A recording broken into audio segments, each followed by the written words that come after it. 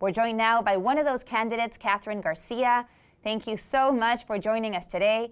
So you were very involved in the city's pandemic response, helping city workers stay safe by changing their shifts and also delivering food to hungry New Yorkers.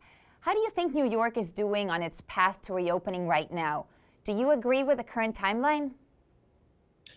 There is still more that we need to do to make sure that we are coming back strong from this pandemic. It has been a tough year, but we need a real plan for what we're doing in September to get kids back in school. I am happy that we are getting more shots into arms, but we have a long way to go. And I know that some folks are hesitant, but we need people to get to herd immunity so we can really begin to enjoy New York City again. Go out to a restaurant, be able to see our families. All of this needs to happen because we have to come back strongly. Absolutely. Also, yesterday you announced your plans to end gun violence and stop the flow of illegal firearms into the city. Do you expect this will help regarding the recent spikes in violent crimes and hate crimes that we've seen in the city? We have to have a multi-pronged plan to deal with both the rise in gun violence, the rise in anti-Asian hate crime, as well as subway crime.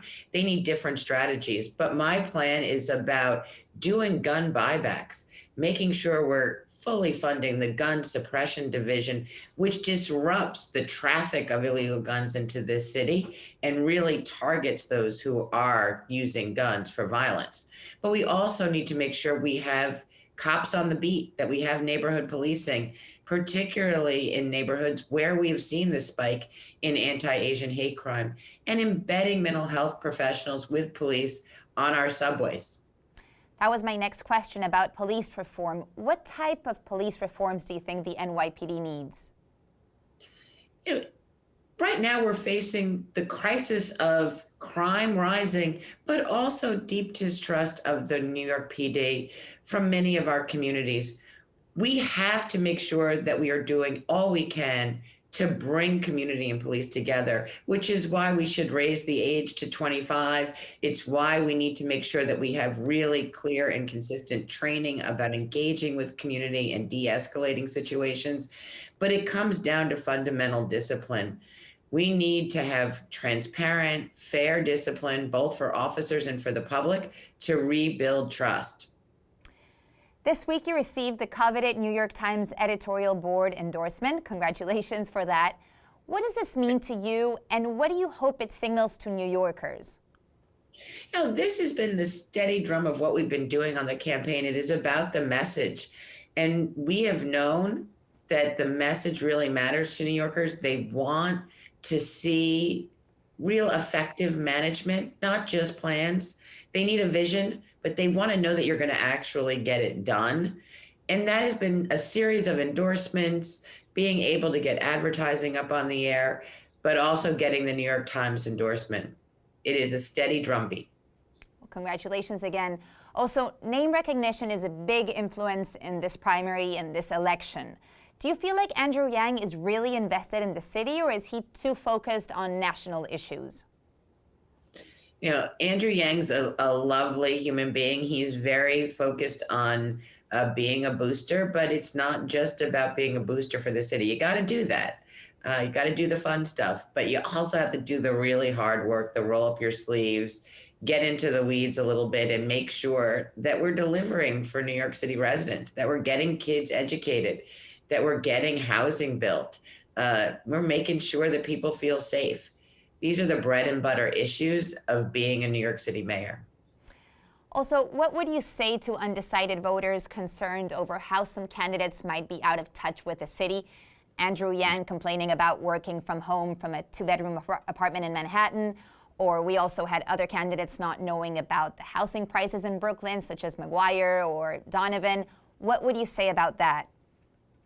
I have to say that I did laugh when they said you could buy an apartment or a house in Brooklyn for $100,000. I was like, in which decade? Because certainly it's been a long time since that was true. Affordability is a critical issue for New Yorkers, and housing is a big piece of it, but so is childcare.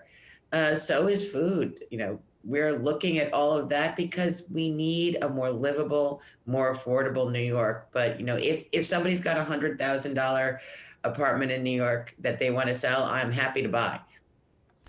Right. What does it say that they don't know the housing prices? And how should this issue of housing prices be addressed, which is such a big problem for the city? Yes, it just shows that they are living in a different stratosphere than I am living in. I know what the cost of housing is in New York, and I know how hard it is to make the rent in New York as well. But when it comes to housing, we have not built enough housing. We are just basic supply and demand.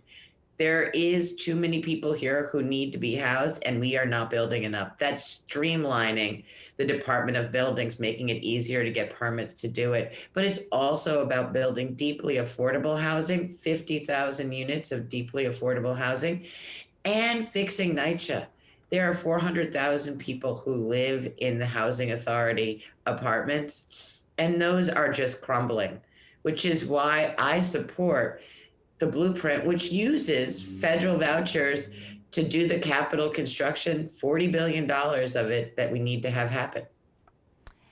Okay, and before we let you go, as a woman, I would like to ask you, you'd be the first woman to hold the office of New York City's mayor. What kind of message would that send to young women in the city and beyond?